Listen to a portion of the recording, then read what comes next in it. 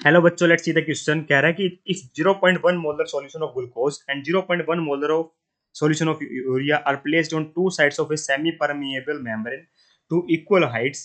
तो हमसे पूछा जा रहा है बेटा कि क्या बात सही होगी। तो एक्चुअली में यहाँ पे कौन सी प्रॉपर्टी लग रही होगी? यहाँ पे बेटा कोलिगेटिव प्रॉपर्टी का यूज हो रहा होगा, that is osmotic pressure. Actually में होता क्या है बेटा, ऑस्मोसिस एक प्रोसेस होती है, spontaneous flow of solvent molecules through semi permeable membrane from a solvent in a solution और from a dilute to a concentrated solution. तो बेटा एक लो कंसंट्रेटेड सॉल्यूशन से हाई कंसंट्रेटेड सॉल्यूशन की तरफ मूवमेंट होती है बेटा।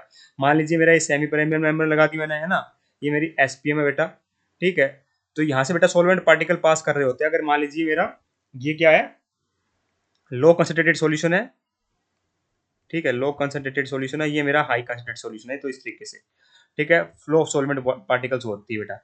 पर आप यहाँ पे देखोगे कि यहाँ पे तो दोनों सॉल्यूशन की कंसंट्रेशन क्या है बेटा, सेम है, 0.1 मोलर है और 0.1 मोलर है। इसका मतलब कोई फ्लो ही नहीं होगा बेटा। ठीक है, तो there will be no net movement across the membrane. तो ऑप्शन नंबर 1 परफेक्टली करेक्ट है।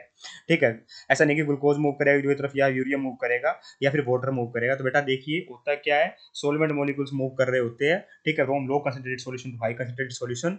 पर होता क्या है, यहाँ पे दोनों की कंसंट्रेशन सेम है, तो इसका मतलब दोनों सेम कंसंट्रेशन होगी बेटा दोनों की, तो इसका मतलब कोई मूवमेंट नहीं हो रही होगी। Hence option number 1 perfectly correct है। I hope you understand the answer. Thank you so much.